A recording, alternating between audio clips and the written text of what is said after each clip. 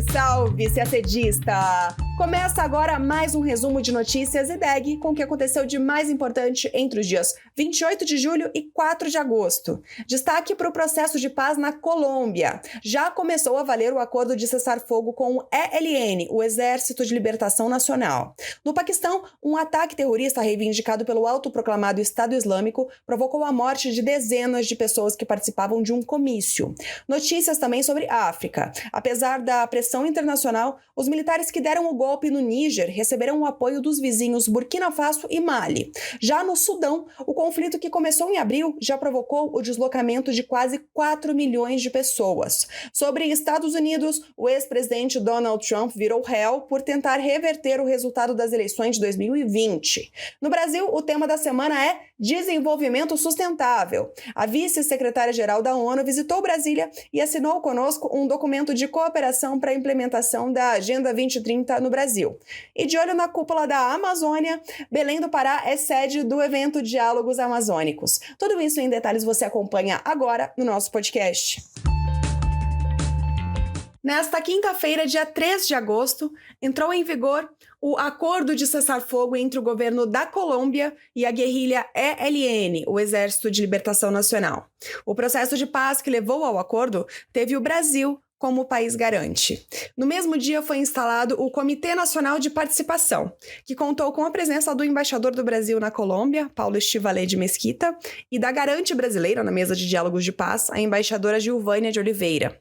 Um dia antes, o Conselho de Segurança das Nações Unidas aprovou uma resolução que amplia o mandato da missão de verificação da ONU na Colômbia para que se possa monitorar e verificar a implementação do cessar-fogo entre o governo colombiano e o ELN. Segundo Itamaraty, essa decisão materializa o sólido compromisso da comunidade internacional com o processo de paz na Colômbia.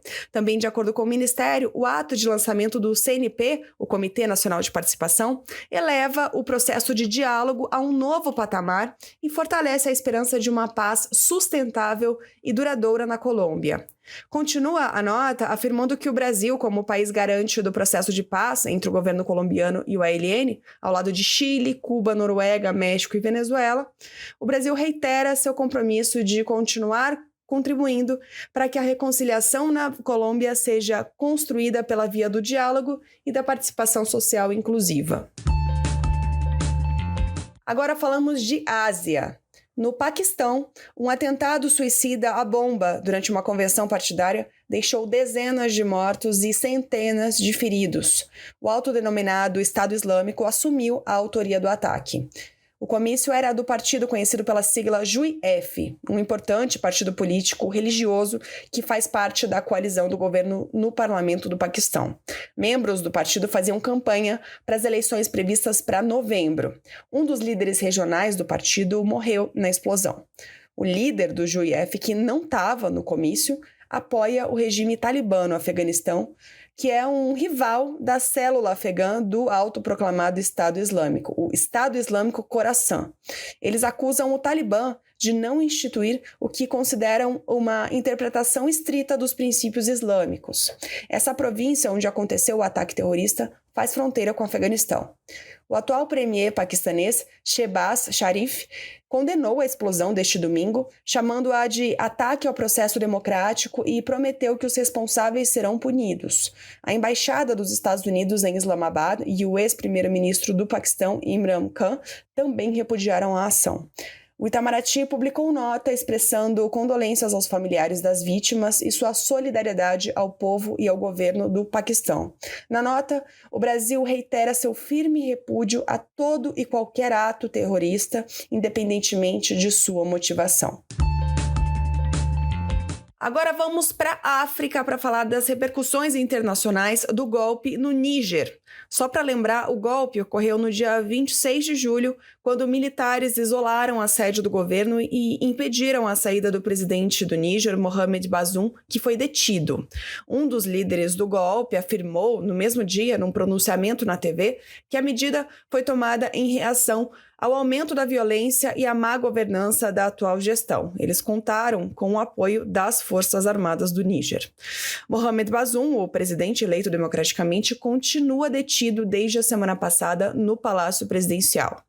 No domingo, a CEDEAO, a Comunidade Econômica de Estados da África Ocidental, impôs um bloqueio econômico ao Níger e deu aos golpistas um prazo de uma semana para o retorno ao poder do presidente no Níger.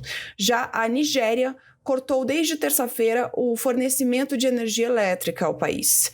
A União Europeia e a França também cortaram o apoio financeiro ao país e os Estados Unidos ameaçaram tomar a mesma atitude. O Níger recebe cerca de 2 bilhões de dólares por ano em assistência ao seu desenvolvimento. Também nesta semana ocorreu uma reunião de comandantes de Estado-Maior dos países da CEDEAO para debater a crise. Na reunião, um alto funcionário afirmou que uma intervenção militar no Níger é a última opção, mas que é preciso estar preparado para esta eventualidade. E os países vizinhos, Mali e Burkina Faso, dirigidos por governos formados após golpes militares e que apoiaram o golpe da semana passada, agiram imediatamente e afirmaram que qualquer intervenção armada no Níger seria considerada como uma declaração de guerra contra seus próprios países. O governo eleito democraticamente no Níger ainda era um aliado importante da Europa e dos Estados Unidos na luta contra os ataques de grupos terroristas islâmicos que se espalharam pela região do Sahel nos últimos anos. Países como França e Estados Unidos ainda têm tropas no país. Na quinta-feira, a França concluiu a repatriação de mais de 1.000 cidadãos europeus, dos quais mais de 500 são cidadãos franceses. Mas a retirada dos soldados não está na ordem do dia, segundo o Estado-Maior do Exército francês. Ainda falando de África, quase 4 milhões de pessoas tiveram de fugir de suas casas por causa do conflito no Sudão. O alerta é da OIM, a Organização Internacional para Migrações. Os confrontos começaram em abril, entre, de um lado, as forças do exército sudanês, lideradas pelo general Fattah al-Burhan, e, do outro lado, o grupo paramilitar Forças de Apoio Rápido, comandado pelo também general Mohamed Dagalo, conhecido como Emedit. Juntos, eles que agora estão em posições opostas, eles juntos derrubaram lá em 2019 a ditadura de 30 anos de Omar al-Bashir. Depois, 2 anos depois, eles participaram de um golpe de Estado que encerrou a transição para um regime democrático. Já no comando do país, esses 2 generais passaram a discordar sobre a participação dos paramilitares no exército e sobre a formação de um novo governo, alimentando rumores sobre confrontos armados que se concretizaram em abril. De lá para cá, houve várias tentativas frustradas de cessar fogo. Os dados mais recentes da OIM indicam que o conflito resultou em mais de 3 milhões de deslocados internos e mais de 900 mil sudaneses buscando refúgio no exterior. Os principais destinos de refúgio são os países vizinhos, como Egito, Líbia, Chad, República Centro-Africana, Sudão do Sul e Etiópia. Agora falamos de Estados Unidos. Nesta quinta-feira, dia 3, o ex-presidente Donald Trump se apresentou à justiça americana para ser acusado formalmente por atentar contra pilares da democracia. Trump virou réu pela 3ª vez, nesse caso que apura as tentativas de reverter sua derrota na eleição presidencial de 2020 e a invasão do Capitólio em 6 de janeiro de 2021. Ele responde a 4 acusações nesse caso, relacionadas à conspiração e obstrução de procedimentos oficiais. A legislação prevê penas de 5 a 20 anos de prisão por esses crimes. Trump nega as acusações e afirma que é alvo de perseguição política. Ainda não há data para um julgamento. Acusação e defesa devem apresentar suas propostas nos próximos dias. A primeira audiência foi marcada para 28 de agosto. Mas o que todo mundo costuma perguntar é: como isso impacta as próximas eleições presidenciais nos Estados Unidos, já que Trump é o favorito para disputar pelo Partido Republicano?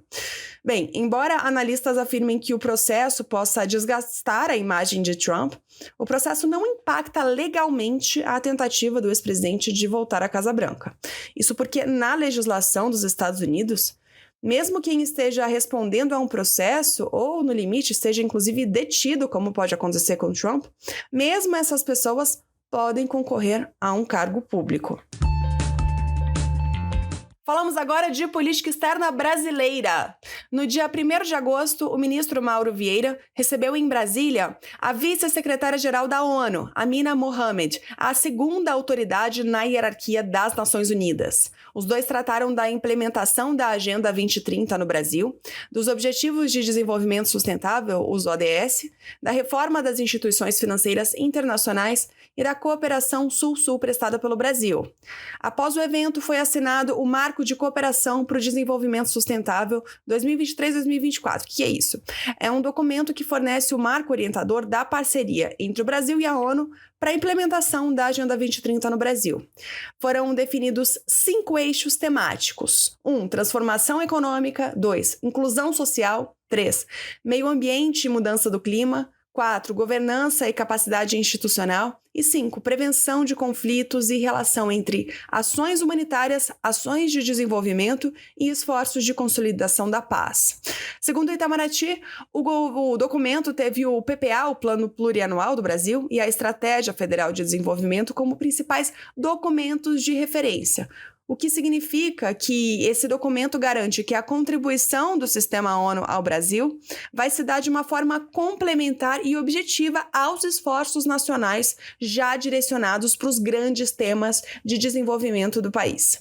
Ainda de acordo com o Ministério das Relações Exteriores, a visita ao Brasil da segunda autoridade na hierarquia das Nações Unidas ocorre no contexto da renovação do compromisso brasileiro com o multilateralismo e com a pauta do desenvolvimento sustentável. E por falar em desenvolvimento sustentável, agora o tema são os preparativos para a cúpula da Amazônia. Começou nesta sexta-feira, dia 4, em Belém do Pará, o Diálogos Amazônicos. O evento, que vai até domingo, deve reunir mais de 10 mil pessoas em diferentes debates que vão servir como base para a criação de políticas e estratégias para a região amazônica. Fazem parte do evento representantes de entidades, movimentos sociais, acadêmicos, centros de pesquisa e agências governamentais do Brasil e de outros países amazônicos. A ideia é que essas discussões sejam transformadas em relatórios que serão entregues aos chefes de Estado e de governo e representantes dos países que vão participar da Cúpula da Amazônia, previsto para acontecer entre os dias 8 e 9 de agosto, também em Belém. O presidente Lula tem se referido à Cúpula da Amazônia como um marco para uma nova etapa na cooperação entre os membros da OTCA, a Organização do Tratado de Cooperação Amazônica.